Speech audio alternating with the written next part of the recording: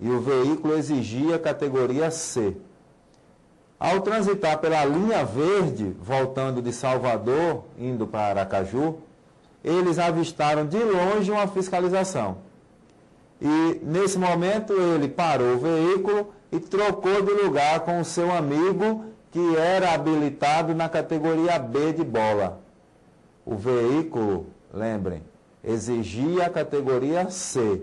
Estava sendo conduzido por um condutor inabilitado e passou a ser conduzido por um condutor habilitado na categoria B de bravo. E sanou a irregularidade? Não. Eles continuaram a viagem, mesmo assim, e não foram parados nessa fiscalização, conseguindo chegar ao local de destino. Nessa situação, disse o CESP, não está caracterizado o cometimento da infração, porque o referido veículo não foi abordado pela fiscalização. Vou repetir, nessa situação não está caracterizado o cometimento da infração, disse o CESP, pois esse veículo não foi abordado pela fiscalização, certo ou errado? O gabarito veio como errado. Por que está errado, professor? Porque o fato dele não ser abordado não tira, não exclui o cometimento da infração, não. A infração ocorreu, a infração foi cometida. O que não houve? A autuação. O veículo não foi autuado por falta de fiscalização. Ele não foi abordado nessa fiscalização. Deu para entender? Então, o cometimento da infração, sim, aconteceu. A infração foi cometida, mas não houve a autuação. Portanto, não iniciou-se o processo administrativo. Tudo bem? Então, olha quantas informações, né? Eu já falei aí tantas palavras só no início do nosso processo, ok? Então, esse processo administrativo, ele é muito importante, não só para a prova, mas para o nosso dia a dia, para a gente saber aí o nosso direito com relação a esse processo administrativo. Tudo bem? A gente trabalha também com essa sequência de acordo com cada fase do processo. Percebam que até agora, o que foi que eu falei? O condutor cometeu a infração e ele foi autuado. O órgão, ele tem até 30 dias para expedir a notificação.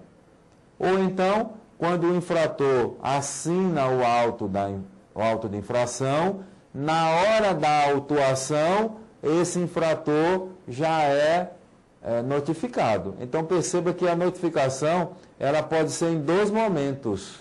Ela pode acontecer na hora da autuação, na hora da abordagem, ou então, quando isso não ocorrer, o órgão é que tem que se preocupar em notificar o cara em até 30 dias. Tranquilo? Então, eu tenho essas duas hipóteses. Lembrando sempre dos detalhes, a assinatura não é obrigatório, né, assinar. Então, lembra sempre disso. Tá bom? Bom, professor, recebi a notificação, está no prazo, está tudo certinho. O que é que eu posso fazer agora? Chegando a notificação da autuação, inclusive essa notificação, ela não vem nenhum boleto bancário, não precisa pagar nada agora. A notificação nada mais é do que um instrumento para dar ciência ao proprietário de que aquele veículo foi autuado. Então, aquela notificação é só um aviso. O seu veículo cometeu a infração no local, data e hora X e foi autuado pelo agente de matrícula tal que pertence ao órgão de trânsito Y. Ok? Então, tudo isso são informações que irão constar nessa notificação. Só que ao receber, eu tenho duas possibilidades. Entrar com a defesa da autuação, ou então não. E ainda, né, apresentar o condutor infrator. Se não era o proprietário que dirigiu o veículo, então esse proprietário pode apresentar um condutor infrator. esse condutor vai receber os pontos que seria do proprietário. Então, ó, o veículo foi flagrado excedendo a velocidade. Essa infração foi constatada por um equipamento, o veículo foi fotografado. Chegou até a casa do proprietário a notificação. É esse momento. Eu posso entrar com a defesa da autuação para contestar, né, a consistência desse auto de infração, e eu posso aproveitar e transferir os pontos. Eu posso transferir os pontos do proprietário para o condutor que de fato dirigiu o veículo naquela data, ok? Pergunta é, qual é esse prazo? De quanto tempo é esse prazo para o condutor, aliás, para o proprietário transferir os pontos? Anote aí, 15 dias. O prazo é de 15 dias. E para a defesa da autuação, eu tenho no mínimo 15 dias. Olha a diferença. Para a gente indicar o condutor, o prazo é taxativo, 15 dias. Mas para a defesa prévia ou defesa da autuação, o órgão ele deve conceder pelo menos 15 dias. Normalmente, o órgão ele concede um prazo maior que esse. Tá? Normalmente, o órgão ele dá um prazo de 30, às vezes 60 dias para entrar com a defesa da autuação. Então, esses são os dois institutos que nós temos nesse momento, né? A defesa da autuação, que não é obrigatória, é só para aquele que realmente quer contestar a consistência do auto, não é obrigatória, mas é importante, porque se você observar um erro no auto de infração, esse erro pode ser motivo para anular o auto, ok? Olha o exemplo que nós temos aqui mesmo nas aulas presenciais. O colega chegou e disse, professor, eu fui autuado. Ah, foi autuado, qual foi a infração? Dirigir o veículo sem um cinto de segurança. Ah, beleza, mas tem um problema, o meu veículo é uma moto. Então houve um erro aí, esse auto de infração é inconsistente. A moto não tem que andar com cinto de segurança nenhum. O outro chegou e disse, professor, cometi uma infração, fui autuado. Beleza, o que foi? Estava sem capacete, ó. Deixei de usar o capacete. Ah, tá vendo, velho? Infração gravíssima. Ele, não, mas só que o meu veículo é um automóvel. No automóvel tem que usar capacete? Não. Então, duas autuações que foram incorretas. Esses autos são inconsistentes e devem ser arquivados, anulados, ok? É para isso que serve a defesa da autuação. Se não, meu amigo, o órgão vai continuar o processo. Se colar, colou.